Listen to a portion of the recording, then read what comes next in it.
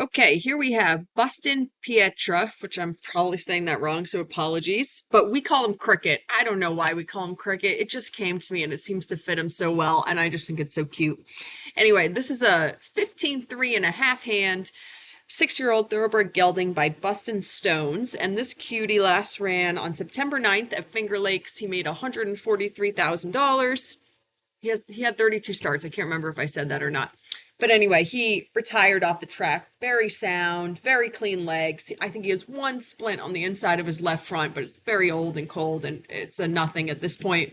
And just a really lovely mover. Super sound, very clean legs, and I'm really having fun with this kid. So this is his second post-track ride. And today it snowed all morning and it's freezing cold. It's literally like 30 degrees as we're taking this video, and this poor guy is clipped. So he was such a trooper to come out and do such good work on a really cold day and, with snow in the ring and all the things. I actually think that he was so improved for his second ride, which is very impressive considering the weather and the snow and everything. So Cricket's thing is that he leans on his right shoulder. So when he's going to the left, he wants to overbend to the left. So when he's going to the left, we want to try and think about being really straight or actually finding some counterbend. And then, of course, when we're going to the right, we're really working on wrapping around that inside leg and finding some flexion to the right. So this is when we first started going to the right, and I'm posting here. I'm going to sit in a little bit. And what I'm doing, it's hard to tell on the video because it zoomed in so much, but basically I'm turning on or near the quarter line coming out of each corner and then introducing the idea of leg yielding. And actually he's really getting it. So of course, introducing the idea of leg yielding helps him get lateral, helps him understand what the leg means, and hopefully helps us find some right bend, which certainly it did.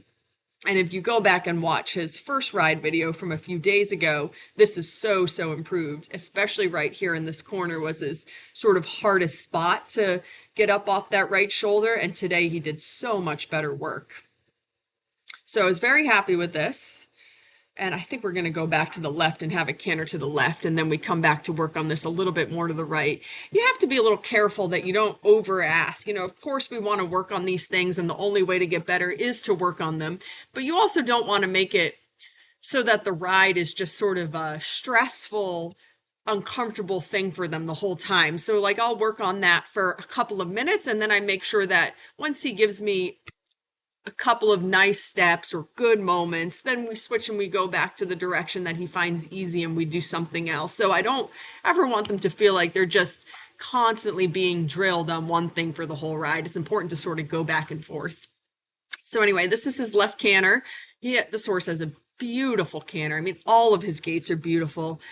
The canter is really lovely. I mean, for a sort of relatively small horse, he has a really uphill ground covering step, and it just feels very athletic, very talented, very cool canter. And he's really connected nicely, giving me some really nice work. And then, of course, the trot when you come out of the canter is lovely. It's really sort of coming through his shoulders, connecting across his top line. Really happy with that.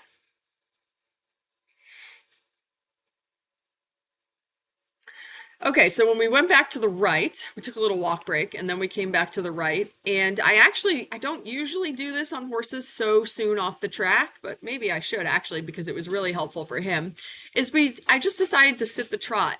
It just lets you get in there a little bit more. It lets you start applying your seat as an aid, sort of helping him to understand, listening to the seat, listening to the body, and it really just lets me get in there and sort of get him really bending around that inside leg, and it certainly worked. So we're kind of doing the same thing we were doing when I was posting. We're coming onto the quarter line out of each corner, leg yielding to the track, and now in the sitting trot, I'm asking for the idea of a shoulder in. So we leg yield to the track, and then the rest of the long side we spend trying to find some shoulder in. So of course it's not perfect. I would never expect it to be at this point, but he's certainly giving me the idea of it, and that was a really beautiful bend through that corner. Here, this is great. He's actually finding some true flexion to the right, and it's fabulous. I mean, it feels fantastic. He feels relaxed, so we're working on something that he finds hard, but he's not stressed out about it. And so, of course, then you're not going to sit the trot for too long on these guys because they're not used to it. Their backs aren't that strong. So then we go back to a nice forward rising trot. But I was thrilled with him. Such good work to the right, finding that right bend. And so then, of course, the canter is going to be the hardest thing to the right. But doing that work in the trot actually really improved the canter. And again, if you didn't watch his first ride video, you should go back and watch it.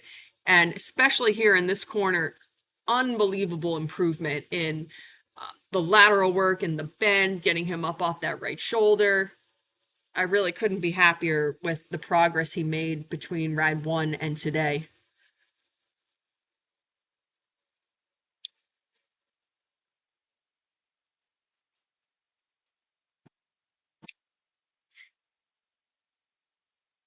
So he was a superstar. To recap, that's the summary. He was a superstar.